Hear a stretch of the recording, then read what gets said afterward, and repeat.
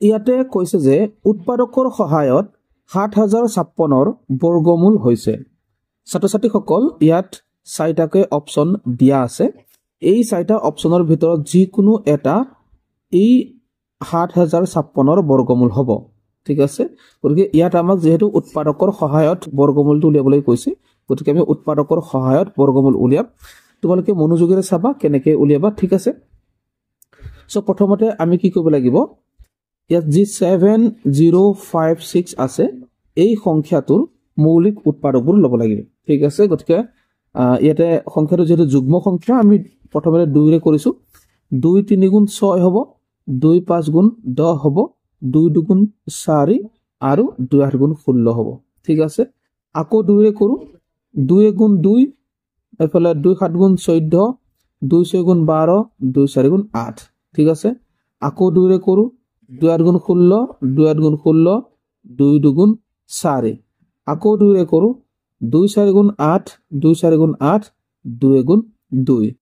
এইটো কিহেৰে বাৰ যাব, এইটো 3ৰে বাৰ যাব। ঠিক আছে, গতিকে আমি 3ৰে কৰোঁ, 3 গুণ 3, 3 4 গুণ 12, এফালে 13 14, 2 হ'ল, এফালে 1ৰ লগত 21 হ'লগে, 3 7 গুণ 21। ঠিক আছে, এইটো 3ৰে বাৰ যাব, 3 4 গুণ 12, 13 14, 2 থাকিলে 2 টো 7ৰ লগত 27 হ'লগে, 3 9 গুণ 27 হৈ গ'ল। এতিয়া ইয়াৰ যদি উৎপাদক লওঁ 7 7 গুণ 49 হ'ব। গতিকে এই যি 7056 ইয়াৰ বৰ্গমূল বুলি কৈছিলে, সেইকাৰণে আমি লিখিম বৰ্গমূলৰ চিনটো দি লওঁ। বৰ্গমূলৰ চিনটো 7056। ঠিক আছে, বৰ্গমূলৰ চিনটো দিলোঁ। তাৰপিছত আমি কি কৰিব লাগিব চোৱা, ইয়াত যে আমি উৎপাদকবোৰ পালোঁ। ঠিক আছে, এই উৎপাদকবিলাকক আমি দুটা দুটা কৰি জোৰ পাতিব লাগে। ঠিক আছে, দুটা দুটা কৰি জোৰ পাতি পেলাই আমি এটা এটাহে ল'ব লাগে। ঠিক আছে, 2 এই প্ৰথম জোৰটোৰ পৰা এইটো 2 ল'লোঁ, তাৰপিছত আকৌ পিছৰ 2টোৰ পৰা আমি আৰু এটা 2 ল'ম। ঠিক আছে, পূৰণ কৰিব লাগিব। আকৌ 3 দুটাৰ পৰা এটা 3 ল'লোঁ আৰু 7 দুটাৰ পৰা এটা 7 ল'লোঁ। গতিকে এহেঁতক মানে পূৰণ কৰি দিলে আমি ইয়াৰ উত্তৰটো পাই যাম। যেনে 2 2 গুণ 4, 4 3 গুণ 12, 7 12 84, অৰ্থাৎ 84 পালোঁ। অৰ্থাৎ যি 7056 এই 7056 বৰ্গ মানে 7056ৰ বৰ্গমূলটো হ'ব 84। ঠিক আছে, তোমালোকে অন্য পদ্ধতিৰেও উলিয়াব পাৰা, কিন্তু মই এইটো তোমালোকক উৎপাদকৰ সহায়ত কৰি দেখুৱালোঁ। ঠিক আছে, গতিকে অন্য পদ্ধতিত তোমালোকে কৰি পেলাইও ইয়াৰ উত্তৰটো উলিয়াব পাৰা। আৰু অন্য যিবিলাক পদ্ধতি আছে আমি ইয়াৰ আগৰ ভিডিঅ'বিলাকত আলোচনা কৰি গৈ থাকিম। চ' তোমালোকে মোৰ লগত জড়িত হৈ থাকিবা। ঠিক আছে, ইয়াতে কৈছে যে উৎপাদকৰ সহায়ত 1728ৰ ঘনমূল হৈছে। ঠিক আছে, 1728ৰ ঘনমূল। চ' আমি উৎপাদকৰ সহায়ত উলিয়াম। গতিকে প্ৰথমতে আমি 1728ৰ উৎপাদক লৈ ল'ম।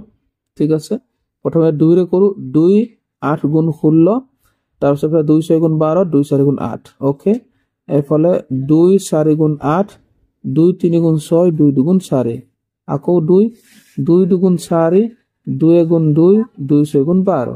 ঠিক আছে, আকৌ 2ৰে দিওঁ, 2 1 গুণ 2, 1টো 2ৰে বাৰ নাযায়, সেইকাৰণে কি কৰিব লাগিব, আমি শূন্য এটা দি ল'ব লাগিব। তেতিয়া 16টো চাব পাৰিম, তেতিয়া 2 8 গুণ 16 হ'ব। ঠিক আছে, তাৰপিছত আকৌ 2ৰে দিওঁ, 2 5 গুণ 10, 2 4 গুণ 8। আকৌ 2ৰে দিওঁ, 2 2 গুণ 4, 2 7 গুণ 14। এবাৰ আমি দিব লাগিব 3ৰে, 3 9 গুণ 27, আকৌ এইফালে 3 3 গুণ 9। ঠিক আছে, গতিকে আমি কি পালোঁ, 1728ৰ উৎপাদক কেইটা পালোঁ। আমি এইটোকে লিখোঁ এনেকৈ, যিহেতু আমাক কি কৰিবলৈ কৈছে, ঘনমূল উলিয়াবলৈ কৈছে, সেইকাৰণে আমি ঘনমূলৰ চিম্বলটো এনেকৈ দি লৈছোঁ। এইটো ঘনমূলৰ চিম্বল। এফালে 1728 লিখিলোঁ। আৰু ঘনমূল যিহেতু বিচাৰিছে, এই উৎপাদকবিলাকক তিনিটা তিনিটা কৰি এনেকৈ জোৰ পাতিম আৰু ইয়াৰ জাষ্ট এটা এটাহে ল'ম। গতিকে প্ৰথম 2 3টাৰ পৰা এটা 2 ল'লোঁ, পিছৰ 2 3টাৰ পৰা এটা 2 ল'লোঁ, আৰু পিছৰ 3 3টাৰ পৰা এটা 3 ল'লোঁ। গতিকে এতিয়া আমি পূৰণ কৰি দিম। 2 2 গুণ 4, 4 3 গুণ 12। গতিকে কি পালোঁ, তেতিয়াহ'লে অপশ্যন 2 পালোঁ। অৰ্থাৎ 1728ৰ ঘনমূল হৈছে 12। ঠিক আছে, এনেকৈ তোমালোকে কোনো এটা সংখ্যাৰ ঘনমূল উলিয়াব পাৰা। তোমালোকে অন্য পদ্ধতিৰেও উলিয়াব পাৰে, এক কথা নাই, কিন্তু ইয়াতে আমি উৎপাদকৰ সহায়ত উলিয়ালো। ঠিক আছে, অন্য পদ্ধতিবিলাক আমি পিছৰ ভিডিঅ'বিলাকত আলোচনা কৰিম, চ' তোমালোকে মোৰ লগত জড়িত হৈ থাকিবা। ইয়াতে কৈছে চোৱা, পূৰ্ণবৰ্গ সংখ্যা হ'বলৈ 1260 পূৰণ কৰিব লগা লঘিষ্ঠ সংখ্যাটো উলিওৱা। ঠিক আছে, ইম্পৰ্টেণ্ট কুৱেশ্যন এটা কৈছে যে এই যিটো 1260, এই 1260টো এটা পূৰ্ণবৰ্গ সংখ্যা নহয়, কিন্তু ইয়াৰ লগত আমি কিবা এটা সংখ্যা পূৰণ কৰি দিলেই পূৰ্ণবৰ্গ সংখ্যা পাই যাম। কোনটো সংখ্যা আচলতে আমি পূৰণ কৰিলে, আটাইতকৈ সৰু কোনটো সংখ্যা পূৰণ কৰিলে আমি পূৰ্ণবৰ্গ সংখ্যাটো পাম, তাৰ কাৰণে কি কৰিব লাগিব চোৱা, জাষ্ট এই সংখ্যাটোৰ প্ৰথমতে উৎপাদক উলিয়াই লোৱা। গতিকে আমি ইয়াৰ এনেকৈ উৎপাদক ল'ম, 1260 হয়, আমি কিহেৰে দিম, 5ৰে দিওঁ, কাৰণ এককত শূন্য আছে, 5ৰে যাব। 5 দুগুণ 10, এফালে 5 5 গুণ 25, তাৰপিছত এইফালে 5 দুগুণ 10। ঠিক আছে, ঠিক আছে, 5 দুগুণ 10, 11 12 হৈ গ'ল, 26, 5 25, 26 আৰু 5 গুণ 10। অ'কে, তো তেতিয়াহ'লে আমি কি কৰিম, 2ৰে দিওঁ, 2 গুণ 2, 2 দুগুণ 4, 2 6 গুণ 12। ঠিক আছে, তাৰপিছত আকৌ কৰোঁ, 2 6 গুণ 12, 2 3 গুণ 6, তাৰপিছত আমি কৰিম 7 9 গুণ 63, তাৰপিছত 3 3 গুণ 9। অ'কে, এনেকৈ আমি উৎপাদকবোৰ ল'লোঁ।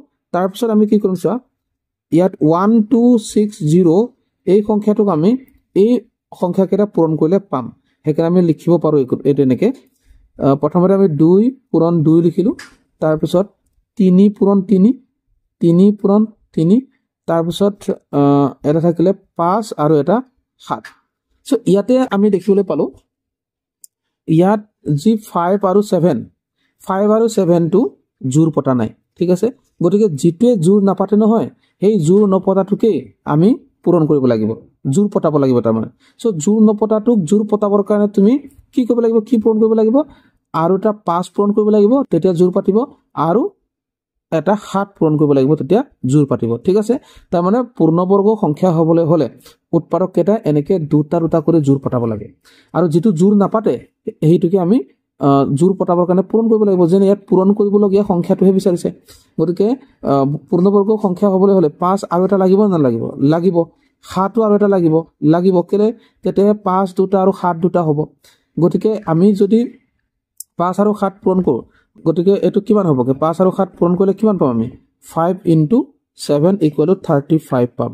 অৰ্থাৎ এই যি 1260, এই 1260 সংখ্যাটোৰ লগত 35 যদি পূৰণ কৰোঁ, তেতিয়াহ'লে এটা আমি পূৰ্ণবৰ্গ সংখ্যা পাম, আৰু এই 35টো আটাইতকৈ সৰু সংখ্যা হ'ব, যাক 1260 লগত পূৰণ কৰিলে আমি এটা পূৰ্ণবৰ্গ সংখ্যা পাম। গতিকে উত্তৰটো সেইকাৰণে অপশ্যন 4টো শুদ্ধ।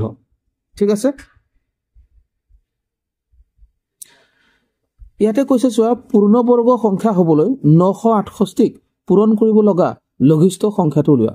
আমি এনেকুৱাই এটা আকৌ এটা লৈ আহিছোঁ যাতে তোমালোকৰ কনফিউজন দূৰ হয়। ঠিক আছে, খেলি মেলি যাতে দূৰ হয়, বুজি পোৱাত যাতে অসুবিধা নহয়, সেইকাৰণে আকৌ এনেকুৱা এটা লৈ আহিলোঁ। চোৱা, কি কৰিব লাগিব, যিহেতু 968ক পূৰণ কৰিব লগা বুলি কৈছে, অৰ্থাৎ 968টো এটা পূৰ্ণবৰ্গ সংখ্যা নহয়, কিন্তু ইয়াৰ লগত এটা আটাইতকৈ সৰু সংখ্যাত আমি পূৰণ কৰিম, যাতে এটা পূৰ্ণবৰ্গ সংখ্যা পাম। ঠিক আছে, গতিকে সেই আটাইতকৈ সৰু সংখ্যাটোকে বিচাৰিছে যে কোনটো আটাইতকৈ সৰু সংখ্যা আমি পূৰণ কৰিলে 968টোৰ লগত, মানে কোনটো সৰু সংখ্যা পূৰণ কৰিলে আমি এটা পূৰ্ণবৰ্গ সংখ্যা এটা পাম। ঠিক আছে, গতিকে আমি কি কৰিম, আকৌ আগৰ নিচিনাকৈ 968ৰ উৎপাদক লৈ ল'ম। চ' 968 জাষ্ট উৎপাদক লৈছোঁ এনেকৈ, 2ৰে লৈছোঁ, 2 4 গুণ 8, এইফালে 2 8 গুণ 16, 2 4 গুণ 8। ঠিক আছে, আকৌ 2 লৈছোঁ, 2 2 4, 2 4 গুণ 8, 2 2 4, 2 1 গুণ 2, 2 2 4, 2 1 গুণ 2। তাৰপিছত এইটো 121 তোমালোকে গমেই পাবা, 11 আৰু 11, 11ৰে 11 বাৰ দিলে 121 পাবা। তাৰপিছত আমি কি কৰিম, এই সংখ্যাকেইটা আমি পূৰণ কৰিলে 968 পাম, অৰ্থাৎ 2 × 2 × 2 × 11 × 11। চ' পূৰ্ণবৰ্গ সংখ্যা হ'বলৈ হ'লে উৎপাদকবোৰ কেইটাকে জোৰ পাতিব লাগে, দুটা দুটা কৰি জোৰ পাতিব লাগে। গতিকে ইয়াত আমাৰ জোৰ নাপাতিলে কোনটো, এই 2টো জোৰ নাপাতিলে, গতিকে জোৰ পতাবৰ কাৰণে কি কৰিব লাগিব, আৰু এটা 2 পূৰণ কৰিব লাগিব, অৰ্থাৎ ইয়াত 2 পূৰণ কৰা মানে ইয়াতো 2 পূৰণ কৰা, অৰ্থাৎ 968ৰ লগত 2 পূৰণ কৰা মানে 968 ৰ লগত যদি 2 টো পূৰণ কৰি দিও তেতিয়াহে উৎপাদকেৰা দুটা দুটা কৰি জোৰ পাতি যাব ঠিক আছে অৰ্থাৎ এটা পূৰ্ণবৰ্গ সংখ্যা পোৱা যাব গতিকে আমাক ইয়াত এইটো কথাই কৈ আছিল যে 968 ৰ লগত আটাইতকৈ সৰু সংখ্যা কি পূৰণ কৰিলে এটা পূৰ্ণবৰ্গ সংখ্যা পাবা গতিকে আমি উত্তৰটো পালো 2 ঠিক আছে গতিকে অপচন 3 টো শুদ্ধ উত্তৰ ইয়াতে কৈছে চোৱা পূৰ্ণবৰ্গ হবলৈ 6132 ৰ পৰা বিয়োগ কৰিব লগা লঘিষ্ঠ সংখ্যাটো হল বহুত ইম্পৰ্টেন্ট প্ৰশ্ন ছাত্ৰ ছাত্ৰীসকল এনেকুৱা ধৰণৰ প্ৰশ্ন তোমালোকৰ এনেকুৱা কম্পিটিটিভ এক্সাম বিলাকত প্ৰায় আহিয়ে থাকে খুব মনোযোগেৰে চোৱা বহুত ভালকে শিকিবলৈ যত্ন কৰা ঠিক আছে কেনেকৈ কৰিবা যেহেতু কৈছে যে এইটো এটা পূৰ্ণবৰ্গ সংখ্যা নহয় কাৰণ ইয়াৰ পৰা আমি কিবা বিয়োগ কৰিব লাগিব তেতিয়াহে আমি পূৰ্ণবৰ্গ সংখ্যাটো পাম ইয়াৰ পৰা কিবা বিয়োগ কৰিব লাগিব না কোনটো বিয়োগ কৰিলে আমি পূৰ্ণবৰ্গ সংখ্যা পাম তাৰমানে ঠিক আছে সো তাৰ কাৰণে আমি কি কৰিব লাগিব চোৱা আমি এই 6132 ক বৰ্গমূল পদ্ধতিৰে মানে হৰণ পদ্ধতিৰে বৰ্গমূল উলিয়াবলৈ চাম ঠিক আছে অৰ্থাৎ আমি কি কৰিম চোৱা 6132 ইয়াক আমি ইয়াৰ হৰণ পদ্ধতিৰে আমি বৰ্গমূল উলিয়াবলৈ চাম এটাকে এনেকে পাতিলো ঠিক আছে সো কেইবাৰ যাব এতিয়া এইটো 61 হয় গতিকে আমি যদি 8 দিও 8 যদি দিও 8 গুণ 64 হ'ব গতিকে আমি কি দিম 7 গুণ দিম 7 গুণ 49 8 দিলে 64 হ'ব 61 কে ডাঙৰ হৈ যাব না সেইকাৰণে 7 গুণ 49 দিও ঠিক আছে ইয়াতো 7 দিলো 49 ঠিক আছে 49 তাৰ পিছত আমি বিয়োগ কৰিম বিয়োগ কৰিলে কি হ'ব এফালে 1 ৰ পৰা 9 না যায় ধাৰ কৰিব লাগে 11 হ'ব 11 পৰা 9 যাব ইয়াত 2 আহিব ঠিক আছে তাৰপিছত এফালে 5 থাকিব 5 ৰ পৰা 4 গলে 1 থাকিব ঠিক আছে তাৰপিছত আমি ইয়াৰ জাস্ট এটা ননমাও ইয়াত আমি দুটা দুটা কৰি নমাব লাগে ওকে গতিকে হৰণ পদ্ধতিৰে বৰ্গমূল উলিওৱা পদ্ধতি তেনেকুৱা হয় এফালে দুইটাকে আমি নমাই দিব লাগিব তাৰ পিছৰ ষ্টেপটো কি হৈছে তাৰ পিছৰ ষ্টেপটো হৈছে এই 7 টো দুগুণ কৰি পেলাই ইয়াত আমি বহাব লাগে গতিকে 7 দুগুণ 14 ঠিক আছে তাৰ পিছত আমি ইয়াত এটা সংখ্যা দিম যেটো সংখ্যা দিম হেইটোৰে পূৰণো কৰিম আৰু আমি এইটো পাবলৈ চেষ্টা কৰিম বা ইয়াতকে সৰু সংখ্যা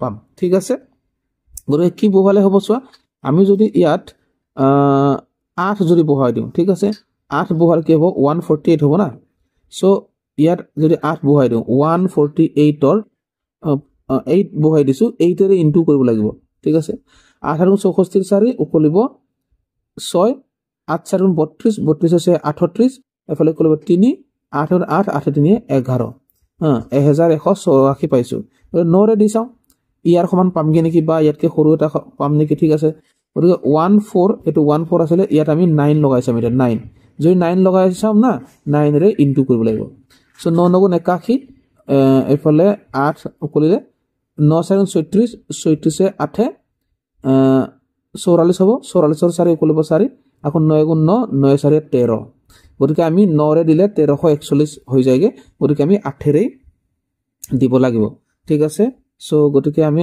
8 ৰে দিও 8 ৰে দিলে কিমান হ'ব 8 ৰে দিলে হ'ব ইয়াত 1184 ঠিক আছে সেইকাৰণে আমি ওপৰত 8 দিম তাৰ পিছত বিয়োগ কৰিম বিয়োগ কৰিলে কি হ'ব ইয়াত 2 ৰ পৰা 4 না যায় গতিকে ধাৰ কৰিলো 12 হল 12 ৰ পৰা 4 গল 8 তাৰ পিছতে এফালে 2 থাকিলে অৰ্থাৎ 12 12 ৰ পৰা 8 গলে 4 48 পালো ঠিক আছে সো তেতিয়া হলে আমাৰ এই 48 কি হৈ গল ভাগশেষ থাকি গল ভাগশেষ মানে কি বেছি হৈ গল তাৰ মানে এই যেটো 6132 এই 6132 ৰ পৰা আসলতে 48 যদি মাইনাস কৰো তেতিয়া হলে এটা পূৰ্ণবৰ্গ সংখ্যা পাম কিয় ইয়াত প্ৰশ্নত কি কৈছিলে যে 6132 ৰ পৰা কি বিয়োগ কৰিবা বিয়োগ কিয় কৰিবা কাৰণ ইয়াত বেছি হৈ আছে গতিকে বেছি হৈ থকাটো আমি বিয়োগ কৰিব লাগিব না গতিকে বেছি হৈ থকাটো কি হয় হৰণ কৰিলে আমি ভাগশেষ হিচাপে পাওঁ সেইকাৰণে এইটোকে আমি কি কৰিব লাগিব বিয়োগ কৰিব লাগিব অৰ্থাৎ এই প্ৰশ্নৰ উত্তৰ 48 হ'ব মানে 6132 ৰ পৰা বিয়োগ কৰিবলগীয়া আটাইতকৈ সৰু সংখ্যাটো হ'ল 48 তেতিয়া আমি এটা পূৰ্ণবৰ্গ সংখ্যা পাওঁ গতিকে অপচন 2 টো শুদ্ধ উত্তৰ ঠিক আছে অপচন 2 টো শুদ্ধ উত্তৰ ওকে ইয়াত যদি আমি কনফাৰ্মেশন যদি তোমালোকে চাব বিচাৰা যেনে 6132 ৰ পৰা যদি 48 বিয়োগ কৰা তেতিয়ালে পূৰ্ণবৰ্গ সংখ্যা হসাকে পাবানে তোমালোকে বিয়োগ কৰিছোৱা এইটো জাস্ট এইটো এই প্ৰশ্নটো পাৰ্ট নহয়, এনেই তোমালোকক বুজাবৰ কাৰণে মই কৈ দিছোঁ। 6132 এফালে 48, ঠিক আছে। বিয়োগ কৰি দিয়া, বিয়োগ কৰিলে কি হ'ব, এইফালে 12ৰ পৰা 8 গ'ল 4, এইফালে 12ৰ পৰা 4 গ'ল 8, এইফালে 60, ঠিক আছে। এই 60842 এটা বৰ্গ সংখ্যা, কাৰ বৰ্গ সংখ্যা, এই 78ৰ বৰ্গ সংখ্যা। গতিকে 78 ইনটু 78 কৰি দিয়া 6084 পাই যাবা। মানে কি টাইম পাই যাবা 8 গুণ 64, 8 গুণ 64 4 উকলিব 6, ঠিক আছে। তাৰপিছত 7 গুণ 56 57 58 59 60 61 62, 62 2 উকলিব 6, ঠিক আছে। নহয় নকলে আৰু তেতিয়া এইটো হ'ব। আকৌ 7 গুণ 56 6 উকলিব 5, 7 7 গুণ 49 49 5 54। গতিকে আমি যদি এইটো যোগ কৰোঁ তেতিয়াহ'লে কি পাম, এইটো যোগ কৰিলে আমি পাম, এইটো যদি যোগ কৰোঁ আমি পাই যাম, এইফালে আহিলে 4, এইফালে 8, এইফালে 0, এইফালে 6, পালোনে? পালো। এইটো জাষ্ট তোমালোক কনফাৰ্মেশ্যনৰ কাৰণে এইটো কৰি দিলোঁ। অ'কে।